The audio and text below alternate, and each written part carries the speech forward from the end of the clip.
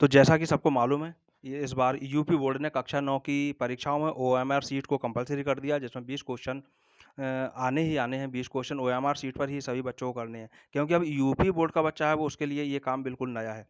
तो काफ़ी सारे बच्चों को इसमें दिक्कतों का सामना करना पड़ सकता है। कुछ ही बच्चे होंगे जो इसको करने में सफल होंगे, जो इसको भरना जानते होंगे। तो आइए बात करते हैं इसको किस तरह से फिल किया जाएगा, कैसे इस ओएमआर शीट को भरा जाएगा। यूपी बोर्ड ने ये सैंपल के तौर पर इस तरह की ये दी है ओएमआर शीट, और ये ओएमआर शीट आपको बुक सेलर के यहाँ से भी प्राप्त हो सकती है। आप घर बैठकर भी इसकी प्रैक्टिस कर सकते हैं। तो मैं इसको थोड़ा-सा पास से आपको दिखाता हूँ।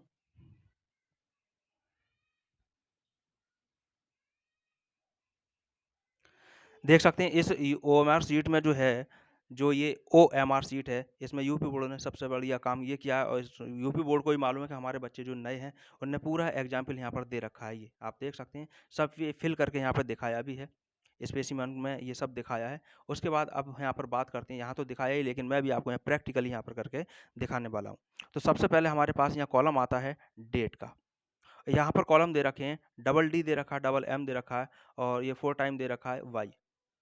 तो डी का मतलब है date, M month, Y year. सब लोग जानते ही हैं, जिनको नहीं जानता है उन्होंने समझ लिया होगा। अब डेट, जैसे अगर हम आज की डेट की बात करें, आज की डेट में अगर आपकी परीक्षा हो रही है, एग्जाम आज की डेट में हो रहा है, तो आप यहाँ पर डालेंगे 25। अब 25, अगर मान के चलें यहाँ पर ये 2 अंक हैं, अगर होता 2 अंक नहीं होते तब हम क्या करते? मान लें 5 होती तारीख, 6 होती, 7 होती, तब हम क्या करते? यहाँ पर 0 लिखते पहले वाले कॉलम में, और फिर यहाँ 7 लिखते। लेकिन आज की हम बात कर रहे हैं, तो आज 25 हमारे पास में है, तो हम यहाँ पे पहले 25 ही लिखेंगे। 25। अब मंथ है 11, तो 11 हम यहाँ पर लिख देंगे, और ईयर है हमारे पास 2021। तो 20 तो यहाँ पर ऑलरेडी लिख करके दिया है, अगर नहीं होता तो वो भी हमें अपने पास से लिखना होता। तो 20 तो है, 21 हमने यहाँ पर ये फिल कर लिया। इसके बाद हम बात करते हैं कि विषय का नाम, यहाँ दे रखा है विषय का नाम, नेम ऑफ द सब्जेक्ट। मान लेते हैं आज हिंदी का पेपर है, तो हम यहाँ पर हिंदी को लिख देंगे। हिंदी हमने यहाँ पर लिख दिया है। कोशिश करें कि कैपिटल लेटर में ही लिखना है हमें यहाँ पर, तो कैपिटल लेटर में यहाँ पर हिंदी लिख दिया है। फिर अगला कॉलम हमारे पास में आ रहा है परीक्षार्थी का नाम, नेम ऑफ द कैंडिडेट।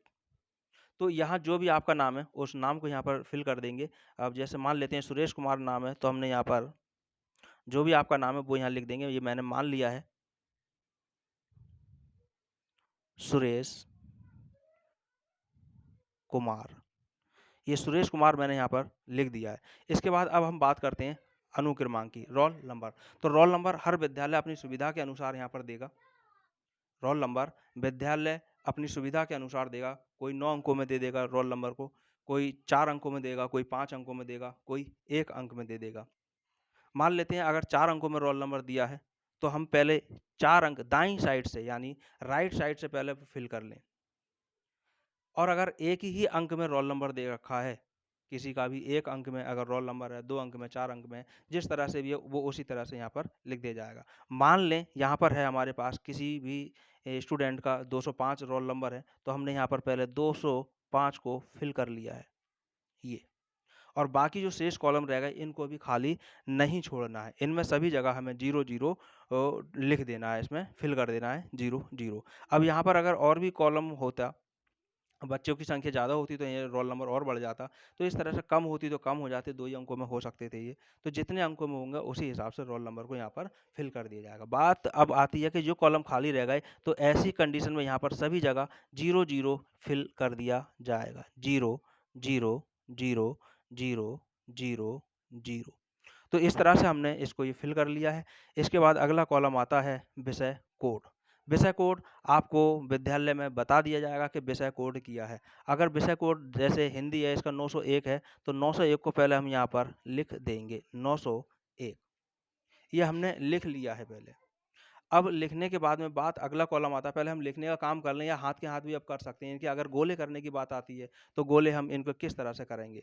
देखें, सबसे पहले यहाँ पर 0 लिखा है। गोले करने के लिए मैं आपको एक चीज़ और बताऊँ, गोले करने के लिए आप ब्लैक पेन तो लेना ही लेना है, ब्लैक पेन से ही गोले करना है। ब्लैक पेन जो है वो हमारे पास में जो इसकी नॉब है वो मोटी नॉब की होनी चाहिए और बॉल पेन होना चाहिए ब्लैक कलर का इससे। अब कैसे हम इसके गोले करेंगे वो देखें। 0 लिखा है तो हम 0 वाला ही कॉलम को गोला यहाँ पर कर देंगे। अगर आवाज़ कम आ रही है तो आप ईयरफोन या हेडफोन का यूज करें जिससे आप तक आवाज़ सही पहुंच सके, और वीडियो को पूरा देखें तभी सारी बात समझ में आएगी। इसके बाद में अब यहाँ फिर 0 लिखा है तो हम 0 को ही यहाँ पर गोला ये ब्लैक कर देंगे। इसके बाद फिर 0 लिखा है, फिर यहाँ 0 लिखा है,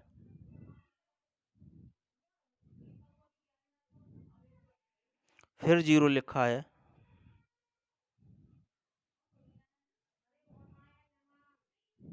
फिर 0 लिखा है। तो इस तरह से हमने ये गोले कर लिए हैं। अब देखें हमारे पास क्या नंबर आता है। अब नंबर जो हमारे पास है, क्योंकि यहाँ पर हमने 0 इसलिए किए क्योंकि यहाँ पर 0 0 थे इसलिए। अब यहाँ पर जो है हमारे पास में 2 आ चुका है, यानी 2 है। तो 2 नंबर देखें यहाँ पर हमारे पास ये 2 है। इस 2 नंबर के गोले को ही हम गोल करेंगे ये। इसके बाद फिर 0 आ गया तो हम 0 वाले को ही ब्लैक कर देंगे ये। इसके बाद आता है 5 यानी 5, तो हम 5 नंबर के गोले को ही ब्लैक करेंगे। इस तरह से ये हमने रोल नंबर के कॉलम्स को हमने गोल कर लिया, ब्लैक कर लिया है। इसके बाद अब हम देखेंगे 901 हमारे पास में विषय कोड है। तो 9 देखें यहाँ पर पहले वाले में, पहले हमें ये लिखा है तो इसी के सामने हम देखें यहाँ पर 9 हमारे पास ये है। इसको हम ब्लैक कर देंगे, अच्छे से ब्लैक करना है और ये भी ना वो बाहर नहीं निकलना चाहिए गोले के। इसके बाद हमारे पास 0 है तो 0 यहीं दे रखा है, इस गोले को हम कर देंगे ये।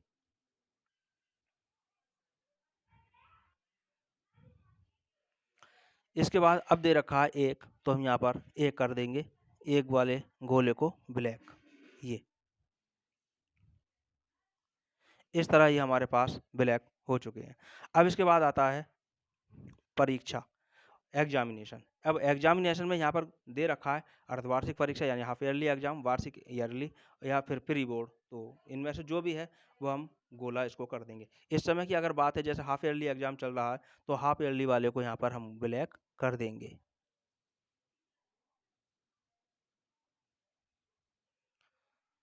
अब ये कॉलम इसका है, यहाँ पर हम लिखें, अगर हाफ ईयरली लिखें, अगर कॉलम में यहाँ पर जगह कम है, अगर उसमें कैपिटल में लिखाएंगे तो यहाँ पर जगह कम पड़ जाएगी। इसलिए यहाँ पर हम इसको शॉर्ट में इसको या तो एच और वाई लिख दें या फिर स्मॉल लेटर में लिख दें इस तरह से, हाफ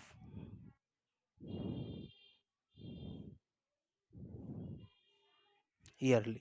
इस तरह से हमने इसके अंदर ये लिख दिया, फिल कर दिया इसको। और जो अर्धवार्षिक था हाफ ईयरली तो वो हमने यहाँ पर कर दिया। अगर ईयरली होता तो यहाँ पर ईयरली लिख दिया जाता, और प्री बोर्ड होता तो यहाँ पर प्री बोर्ड हो जाता।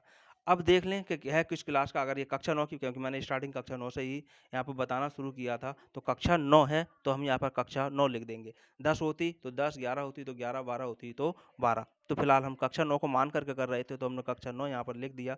और 9 वाले कॉलम्स को ही यहाँ पर, गोले को हम यहाँ पर ब्लैक कर देंगे। इस पूरे सर्किल को ब्लैक हमने कर दिया। फिर यहाँ पर बात आती है, अगला कॉलम हमारे पास है पंजीकरण। तो पंजीकरण नंबर, ये बोर्ड के पंजीकरण की यहाँ पर बात चल रही है। जो रजिस्ट्रेशन हुए हैं कक्षा 9 के, कक्षा 10 के, कक्षा 11 के, कक्षा 12 के, सबके पंजीकरण नंबर हैं, वो आपको विद्यालय द्वारा दिया जाएगा। और जो विद्यालय द्वारा दिया गया है या जैसा भी आपके विद्यालय द्वारा बोला गया, अध्यापक द्वारा बोला गया, वैसा ही आपको काम करना है। मान लेते हैं यहाँ भी अगर आपको दिया गया है किसी का रजिस्ट्रेशन नंबर, अगर यहाँ आता है, क्योंकि रजिस्ट्रेशन नंबर और रोल नंबर अलग अलग होंगे और सेम भी हो सकते हैं, ये अलग भी हो सकते हैं, तो इसकी कोई प्रॉब्लम नहीं है। जैसा दिया गया होगा वैसा ही यहाँ पे भरेंगे। सिस्टम वही होगा कि हमें राइट साइड से भरना है। अगर मान लो हमारे पास में रजिस्ट्रेशन नंबर किसी का है 635, तो हमने यहाँ पर 635 फिल कर दिया। या जो भी रजिस्ट्रेशन नंबर है XYZ, हम यहाँ पर रजिस्ट्रेशन नंबर लिख देंगे।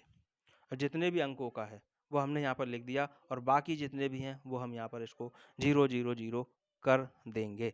तो जो भी है वो हम यहाँ पर 0-0 कर देंगे, या फिर इसके अलावा अगर कोई पूरा रजिस्ट्रेशन दे रखा हो तो पूरा रजिस्ट्रेशन नंबर यहाँ पर दे दिया गया होगा, क्योंकि जो रजिस्ट्रेशन नंबर होगा वो अगर बोर्ड वाला है तो उसमें कॉलेज, जिला कोड, विद्यालय कोड वगैरह और ईयर कोड वगैरह सब, क्लास कोड वगैरह सब उसमें दे करके तब वो रजिस्ट्रेशन नंबर बनता है। तो जैसा भी होगा वैसा यहाँ पर लिख दिया जाएगा। जैसे मान लेते हैं यहाँ पर अगर वो भी कोड यहाँ दे दिए गए हैं।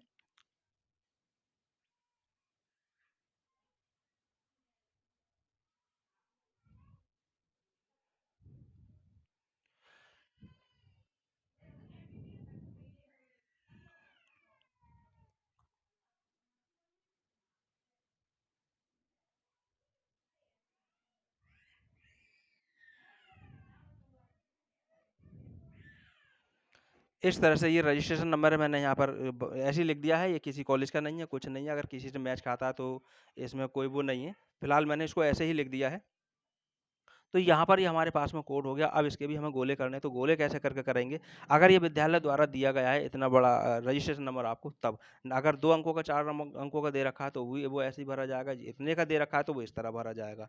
और अब हमें गोले करना है, तो वो गोले करेंगे, कैसे करेंगे देखें। सबसे पहले 2 लिखा हुआ है तो इसी लाइन में हमें देखना है और किसी लाइन में नहीं। यहाँ पर 2 है तो हम 2 को ही ब्लैक कर देंगे। इसके बाद हमारे पास 4 दे रखा है तो हम 4 वाले कॉलम पर आएंगे और हम इसको सर्किल को ब्लैक कर देंगे। 6 दे रखा है तो हम 6 वाले पे आएंगे और 6 को ब्लैक कर देंगे। इसमें बहुत सावधानी बरतनी है, जो लिखा है ध्यानपूर्वक देख लें तभी ब्लैक करें। इसके बाद 8 दे रखा है तो हम 8 वाले पर आएंगे। इसके बाद फिर 6 दे रखा है तो हम 6 वाले पर ही आएंगे।